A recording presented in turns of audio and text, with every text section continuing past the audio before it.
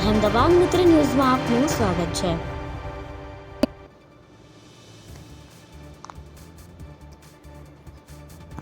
હવામાન વિભાગ દ્વારા આગામી 4 દિવસ દક્ષિણ ગુજરાતના અને સૌરાષ્ટ્રના કેટલાક જિલ્લાઓમાં મધ્યમથી ભારે વરસાદની આગાહી કરવામાં આવી છે।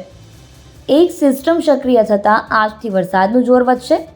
ગુજરાતમાં સરેરાશ 60% કરતાં વધુ વરસાદ વરસી ચૂક્યો છે। રાજ્યમાં મોટાભાગના જિલ્લાઓમાં મેઘરાજાએ વિરામ લીધો છે।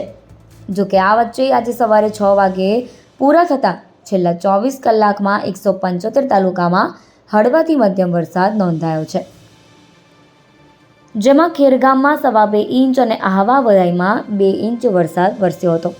છેલ્લા 24 કલાકમાં રાજ્યના 175 તાલુકામાં વરસાદ નોંધાયો, જેમાં નવસારીના ખેરગામમાં 2.25 ઇંચ, આહવા, વઘઈ, વાસંદા 2 ઇંચ, જ્યારે વલસાડ, કપડવંજ, વાલિયામાં 2.25 ઇંચ વરસાદ વરસ્યો હતો। આ ઉપરાંત અન્ય તાલુકામાં હળવો વરસાદ વરસ્યો। અમદાવાદમાં ગઈકાલે અને આજે કેટલાક વિસ્તારોમાં વરસાદ વરસ્યો।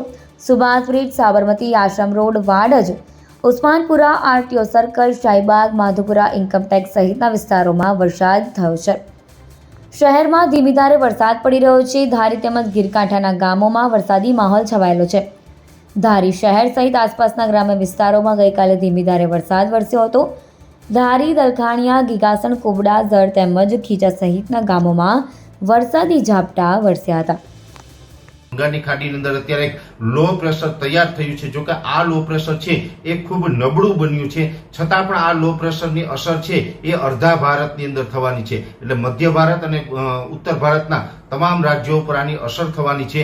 જો કે એમાં આપણે વાત કરવાની છે ગુજરાતની। ગુજરાત ઉપર પણ આ નબળા લો પ્રેશરનું જે શિયર ઝોન આવશે, આ શિયર ઝોનને કારણે જે વરસાદ પડવાનો છે, આમ જોવા જઈએ તો આપણે 2 ઓગસ્ટથી લઈને 5 ઓગસ્ટ સુધીની આગાહી કરેલી છે। પણ આજે 1 ઓગસ્ટના રોજ મધ્ય ગુજરાતના અમદાવાદ સહિતના અનેક વિસ્તારોની અંદર વરસાદ નોંધાયો છે અને આવતીકાલથી પણ હજુ 2-4 દિવસ સુધી આ વરસાદો પડવાના છે। જો કે આ વરસાદો છે એ મેં આપણે ગઈકાલના વિડીયોની અંદર જણાવ્યું મધ્ય ગુજરાતની અંદર અમદાવાદ, ગાંધીનગર, આણંદ, નડિયાદ, ખેડા જેવા વિસ્તારો હોય, અથવા તો જે છોટાઉદેપુર હોય કે દાહોદ, ગોધરા કે મહીસાગરના વિસ્તારો હોય એમાં પણ જોવા મળશે, અને ઉત્તર ગુજરાતના સાબરકાંઠા, બનાસકાંઠા, પાટણ, મહેસાણા જેવા વિસ્તારો છે એમાં જોવા મળશે, ને અરવલ્લી જિલ્લાની અંદર પણ આની અસર થવાની છે। એટલે મધ્ય ગુજરાત અને ઉત્તર ગુજરાતના જે ભાગો છે એની અંદર જેવી રીતે આપણે જણાવ્યું એમ 1 થી લઈને 3 ઇંચ અમુક વિસ્તારની અંદર, અને અમુક વિસ્તારની અંદર 2 થી લઈને 4 ઇંચ સુધીના વરસાદો નોંધાશે। એકલ દુકલ સેન્ટરની અંદર કદાચ 4 ઇંચ કરતાં પણ વધારે વરસાદ પડી જશે। દક્ષિણ ગુજરાતની અંદર તો 1 થી 2 ઇંચ જેવા હળવા સામાન્ય વરસાદ નોંધાશે। દક્ષિણ ગુજરાતમાં કોઈ મોટા વરસાદની શક્યતા નથી, જે આપણે ગઈકાલે વાત કરી ચૂક્યા છે।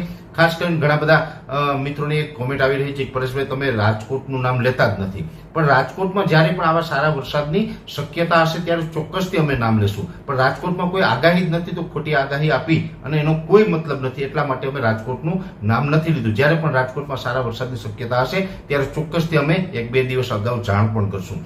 જોકે અત્યારે આપણે સૌરાષ્ટ્ર કચ્છની અંદર વરાપ જેવો માહોલ છે, છૂટાછવાયા ઝાપટા પડી રહ્યા છે। આ છૂટાછવાયા ઝાપટા છે એ ચાલુ રહેશે, પણ સૌરાષ્ટ્ર કચ્છની અંદર અત્યારે કોઈ મોટા વરસાદની શક્યતા નથી। હા, એક ચોક્કસની વાત છે કે કદાચ બની શકે કે મોરબી, સુરેન્દ્રનગર હોય અથવા તો બોટાદના અમુક ભાગોની અંદર 2 થી 5 ઓગસ્ટ દરમિયાન સારો વરસાદ પડી જાય। એટલે સૌરાષ્ટ્રના 3 જિલ્લાને બાદ કરતા બીજા વિસ્તારોમાં અમે સારા વરસાદની અપેક્ષા અત્યારે નથી રાખતા, અને આગળ ઉપર 5 તારીખ પછીથી શું થવાનું છે એ આગળના વિડીયોની અંદર ચર્ચા કરવામાં આવશે।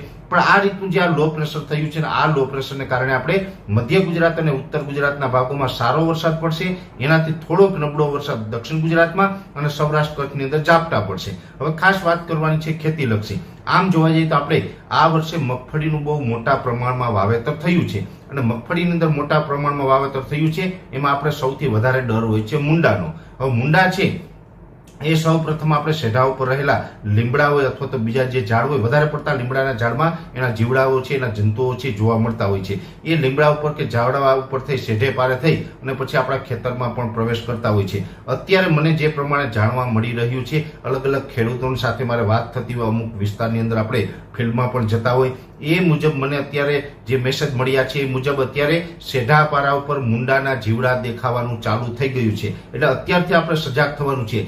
સેઢાપારા ઉપર જે ખાસ કરીને લીમડાના ઝાડ હોય સેઢા ઉપર, તો એની અંદર આપણે દવાનો છંટકાવ કરી દેવાનો, જેથી કરીને એના જંતુઓ છે એ ત્યાં જ મરી જાય, જેથી કરીને ખેતરમાં મુંડાનો એટેક ઓછો થાય. એટલે અત્યારે જે સેઢાપારા ઉપર જે ખાસ કરીને કોઈ પણ સારી કંપનીનું પ્રોફેનો સાયપર આવે છે, દરેક કંપની બનાવતી હોય, પ્રોફેનોફોસ અને સાયપરમેથ્રિન આ બે મિક્સમાં જ આવે છે. એ આપણે લઈ આવી અને 40 થી 45 ml જેટલું એક પંપમાં નાખી અને આપણે સેઢાપારા ઉપર અને સેઢાપારા ઉપર રહેલા ઝાડ ઉપર ખાસ છંટકાવ કરી દેવાનો.